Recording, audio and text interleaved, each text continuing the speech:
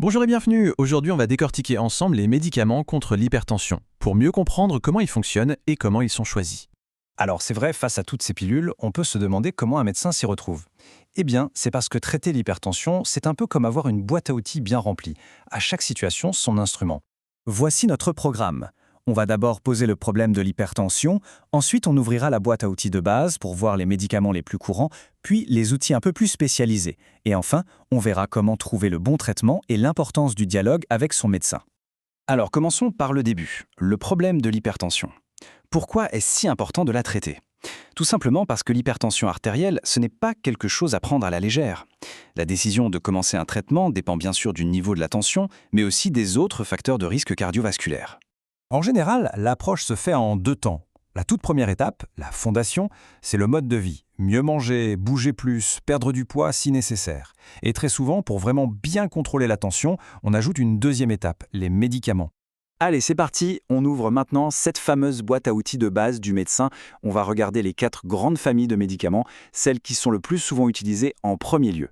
On commence avec les diurétiques. Pour faire simple, imaginez un tuyau d'arrosage, si la pression est trop forte, une des solutions, c'est de diminuer le débit d'eau. Eh bien, les diurétiques, c'est un peu ça leur principe d'action. Concrètement, comment ça marche? Les diurétiques vont donner un coup de pouce aux reins pour qu'ils éliminent plus de sel et d'eau. Le résultat est mécanique. Moins de liquide circule dans les vaisseaux sanguins, donc la pression sur leurs parois diminue. Ce qu'il faut retenir, c'est que ces médicaments sont très efficaces, mais ils demandent une petite surveillance. Le point clé, c'est qu'ils peuvent faire baisser le taux de potassium dans le sang. C'est un paramètre qu'il faut donc vérifier régulièrement. Passons maintenant à deux autres outils qui sont un peu comme des cousins. Ils agissent sur le même système dans notre corps, mais chacun avec une petite subtilité. Leur but commun, détendre les vaisseaux sanguins.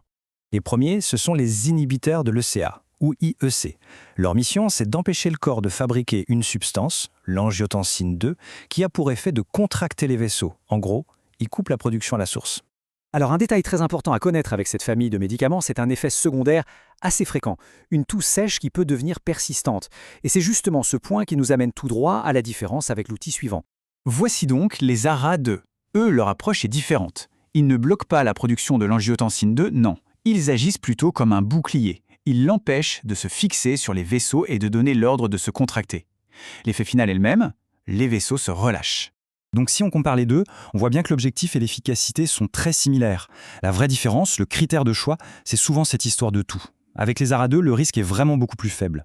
Allez, on continue d'explorer la boîte à outils avec une autre classe de médicaments très importante, les inhibiteurs calciques. Eux, ce sont des vasodilatateurs puissants, c'est-à-dire qu'ils agissent directement pour élargir les vaisseaux. Leur mécanisme est plutôt malin. Il faut savoir que le calcium joue un rôle dans la contraction des muscles, y compris ceux qui se trouvent dans la paroi de nos artères.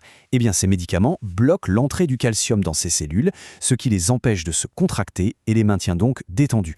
Attention, un point de vigilance très important ici. Il faut savoir qu'un type bien précis d'inhibiteur calcique, la nifedipine, à courte durée d'action, est aujourd'hui évité. La raison? Des études ont montré qu'il pouvait augmenter le risque de crise cardiaque. Bon, on a vu les outils de base. Mais que se passe-t-il si ça ne fonctionne pas assez bien ou si la situation est plus complexe? C'est là que le médecin va aller chercher dans ses outils plus spécialisés.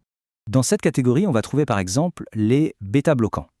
Ils ne sont plus considérés comme un premier choix pour l'hypertension seule, mais ils deviennent très utiles s'il y a d'autres problèmes cardiaques. Il existe aussi d'autres familles, comme les vasodilatateurs directs, mais là, on les réserve vraiment pour des cas d'hypertension sévère ou difficiles à traiter. Et ça nous amène à une idée essentielle. Choisir le bon médicament, ce n'est pas seulement une science, c'est aussi un art. L'objectif n'est pas simplement de faire baisser un chiffre, mais de trouver le parfait équilibre entre l'efficacité et la tolérance du traitement.